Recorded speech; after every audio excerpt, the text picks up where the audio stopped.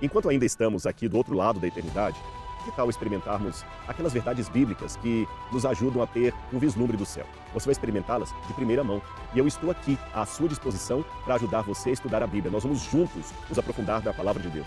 E se tem uma coisa que eu gosto e que eu descobri ao longo de todos esses anos, é que sempre haverá algo que ainda não conhecemos e como é gostoso descobrir aquilo. E se tem uma coisa que eu descobri ao longo de todos esses anos, é que sempre haverá algo que ainda não conhecemos e que é gratificante conhecer. E por mais que algumas coisas só se tornarão compreensíveis no céu, eu afirmo, vale a pena estudar aquilo que Deus nos revelou aqui nessa terra. Conheça a verdade, disse Jesus, e a verdade libertará você. O meu versículo preferido é uma carta, é um trecho da primeira carta de Paulo aos Coríntios, capítulo 9, versículo 23 a 27, que ela diz assim, ó. Vocês não sabem que, de todos os que correm no estádio, apenas um ganha o prêmio? Corram de tal modo que alcancem o prêmio. Todos que competem nos jogos se submetem a um treinamento rigoroso para obter uma coroa que logo perece. Mas nós o fazemos para ganhar uma coroa que dura para sempre. Sendo assim, não corro como quem corre sem alvo e não luto como quem esmurra o ar, mas esmurro o meu corpo e faço dele meu escravo, para que depois de ter pregado aos outros, eu mesmo não venha a ser reprovado. Conta essa história, conta a origem disso. Essa carta de Paulo ele escreveu para a igreja de Corinto. E até hoje nós temos lá na Grécia os restos da cidade de Corinto, já visitei lá várias vezes, já dei aula dentro do sítio arqueológico, e o texto bíblico fica com muito mais sentido dentro do lugar. O que havia em Corinto? Corinto sediava anualmente os Jogos Istmos.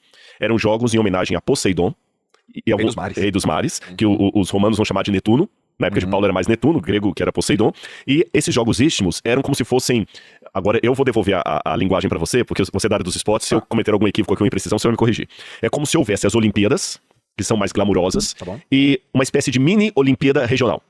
Como tem a Copa do Mundo, tem a Copa das Confederações das Américas e os campeonatos regionais. Então, a região da Ásia Menor ali ficava em Corinto. E tinha esses jogos ali. E eram jogos que a cidade lotava, vinham pessoas de todos os cantos para competir e tudo mais. E eu vejo 3 coisas interessantes sobre Paulo. Primeira, uma abordagem que ele parte do conhecido para o desconhecido. Porque toda a linguagem que ele está falando ali é dos Jogos Olímpicos. E os Jogos Olímpicos, na época, quando eu digo Olímpicos, em toda a sua expansão, seja aquele de Atenas ou as competições regionais, era como o futebol para o brasileiro. Sabe aquela paixão nacional que você... Eu lembro que uma vez em Israel, eu passava as Copas do Mundo em Israel, porque como a Copa do Mundo coincide sempre com o mês de julho, é o mês das escavações, e muitas vezes eu era assim, quase que um artista entre eles ali, porque eu era o brasileiro. Você anda com a camisa do Brasil, seja no lado de palestinos ou israelenses, não importa, sabe? E tudo mais. Só que eu também vi o Brasil perder Copas do Mundo nessa situação e só uma notinha de rodapé, eu lembro de ouvir um comentário, não sei se foi quando o Brasil perdeu pra Alemanha, que eles ficavam zoando muito do Brasil, mas um comentário que eu vi na época de um jornalista de lá, foi o seguinte: o Brasil tinha os melhores jogadores e o pior time. Os melhores jogadores? E o pior time. Entendi. Olha que lição de vida, você ouvir isso de um estrangeiro, falando, e eu apliquei já em igreja, dá pra negócios. Não adianta você ter os melhores talentos, mas eles não saberem jogar juntos. Então ele falou isso, ficou na minha mente. O Brasil perdeu, e eu vi a tristeza do locutor, e todo mundo me dando sentimentos, como se tivesse morrido um membro da minha família, que eu era o único brasileiro lá, sabe? O Brasil tinha os melhores jogadores do pior time. Então Paulo, em primeiro lugar, como eu falei, ele partiu do conhecido para o desconhecido. Ele falou do que todo mundo conhecia, era a paixão nacional, eram os jogos, daquilo ali ele extraiu lições para falar do evangelho. Segunda coisa que eu aprendo de Paulo, ele não era um fanático, um radical. Veja que interessante, do ponto de vista da cultura religiosa, os Jogos Olímpicos eram o antagonismo do que Paulo acreditava, porque Paulo, enquanto judeu, agora seguidor de Jesus Cristo, cristão, portanto, Paulo acreditava num único Deus. Ele não acreditava em Zeus, Poseidon, Hades, ou em Dioniso. Havia um templo de Dioniso tremendo lá em Corinto, ou mesmo em relação à deusa do amor. Paulo não tinha essa visão. Porém, ele não ficou assim, não, como o jogo é em homenagem a Poseidon, não vou participar disso. Não, ele sabia separar as coisas. Certo. Ele sabia separar as coisas. E a terceira coisa que eu aprendo é que Paulo fala na mesma carta aos Coríntios, ele usa o esporte, a corrida, como uma metáfora da fé. Ele fala dela também como um princípio de vida. Ele fala assim, vocês não sabem que o corpo de vocês é templo do Espírito Santo? Aquele que destrói esse templo, Deus também o destruirá. Ou seja, os esportes também fazem parte do estilo de vida recomendado pelo grande teólogo cristão chamado apóstolo Paulo. Nós temos que cuidar do nosso corpo, porque ele é o templo do Espírito Santo. O diálogo com a prática esportiva está ali, olha, intimamente correlacionado. E você nunca falou disso, né? Por aí, não, né? não. Se eu falei, tive amnésia, porque eu não me lembro.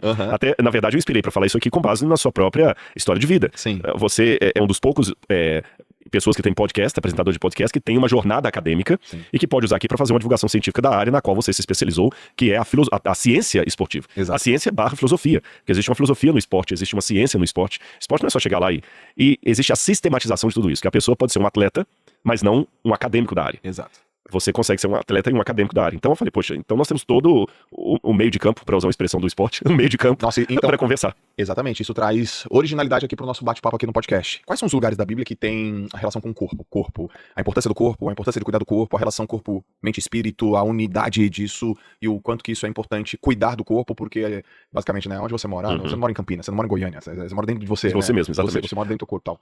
Olha, desde o Antigo Testamento você vê uma preocupação muito grande com o corpo. A Bíblia traz as leis de alimentação, o que você deve comer, o que você não deve comer, como é que você deve construir uma casa, a higiene do corpo. Está tudo prescrito no Antigo Testamento. Sim. Quando você chega na época do Novo Testamento, você tem uma sistematização disso aplicando a própria vida cristã. Já falei de Corinto, onde Paulo fala que o nosso corpo é o templo do Espírito Santo. Ele compara a própria santificação, a jornada da fé, com a corrida dos estádios. Nós podemos voltar depois a esses textos aqui. Sim. Ele fala da coroa. Olha a escatologia. Escatologia é o estudo das últimas coisas, do fim, do juízo final. E Paulo fala demais da palavra coroa. Você tem 3 palavras para coroa em grego. Você tem a palavra Daphne, que também era um nome tanto para coroa como para a deusa Daphne, que era justamente aquela coroa de louros, que eles pegavam, que os romanos vão chamar de louro. A minha esposa chama Laura. Laura significa aquela que recebeu uma coroa, de onde vem o nome laureado, que era uma coroa de louros, é a Daphne, é aquela coroa específica. Você tinha Stéphanos, que é uma palavra mais generalizada para coroa, mas, por exemplo, quando a Daphne, a coroa de louros, era transformada numa coroa de ouro, Ok. era aí Stéphanos, e você tem diadema, que era aquela coroa mais simples, de cunho mais religioso. Ali em Corinto, Paulo está falando daqueles que correm para ganhar uma Daphne, Ok. eles vão ganhar uma Daphne que pode se corromper, porque era de louro. Quanto tempo ia durar aquilo ali? Certo. Nós, porém, que estamos buscando uma coroa maior, incorruptível, temos que nos esforçar muito mais do que o pessoal do esporte. Se eu traduzir isso para a linguagem de hoje. Você falou do Neymar, né? Como o Paulo falou assim, olha, se o Neymar se dedica tanto ao esporte, esmurrando o corpo dele lá, correndo, vencendo cãibra, levantando da cama de madrugada, porque o treinador não é uma avó. Olha, vamos aí no clube ali. Sim. Quantas vezes, é muito simples pra gente ver o futebol aqui, mas a gente não imagina quantos ensaios. A gente pensa que é só talento puro. Mas o talento sem o treinamento, sem a rigidez da constância, não resolve nada. Então, rapaz, o camarada conseguiu bater a bola no peito e deu uma... Que golaço! Aí vem o Galvão Bueno falando lá. Só que aquilo ali, ele ficou treinando 30, 40 vezes, ou até mais, nos treinos. Eu imagino até que o treino de futebol é a coisa mais chata que tem pro torcedor assistir. Eu imagino que o torcedor, a coisa mais chata é assistir um treino, porque é só jogada repetida, repetida, até alcançar a perfeição, os gritos do técnico, aquela coisa toda. Então Paulo falou, poxa, se eles fazem tudo isso por uma taça de Copa do Mundo, uma taça da Libertadores, por que nós não devemos fazer muito mais por uma taça superior que Deus vai nos dar? E Paulo tem outras passagens também que ele fala dessa comparação do corpo. Ele fala assim, que nós devemos cuidar do nosso corpo. E uma coisa curiosa, quando você vai em Tessalonicenses, Paulo fala o seguinte, mantendo íntegros a nossa parte espiritual, a nossa parte mental e a nossa parte física. E a palavra íntegros, que está ali no grego, significa unificados sem divisão alguma. Quem criou essa ideia de que o ser humano é dividido em corpo, alma e espírito foi Platão. Mas na Bíblia não é assim.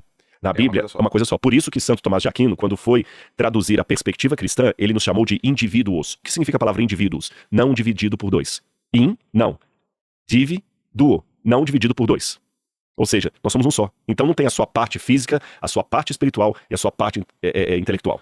As 3 estão unidas, como um sistema integrado. Afetou uma, afetou tudo. Sabe que negócio assim, mexeu com uma, mexeu com todas? Exato. Isso aplica também ao corpo. Se você não estiver bem emocionalmente, você pode ser o melhor atleta. Quantos atletas até já sei onde você vai chegar, né? acabam com a vida dele, depois que sai, o camarada ou engorda demais, ou fica flácido demais. Esse camarada era um desportista, hoje o camarada tá desse tamanho, começa a usar drogas e tudo mais, porque a mente dele não estava pronta para aposentadoria. A espiritualidade, quando se aproveita um período do auge, da fama, e ao invés de poupar as suas finanças e tudo mais, gasta com mulher, bebida e tudo mais, e vida promíscua e tudo mais, até o dia que a conta chega. Não adianta exercitar só uma parte do corpo, tem que exercitar tudo.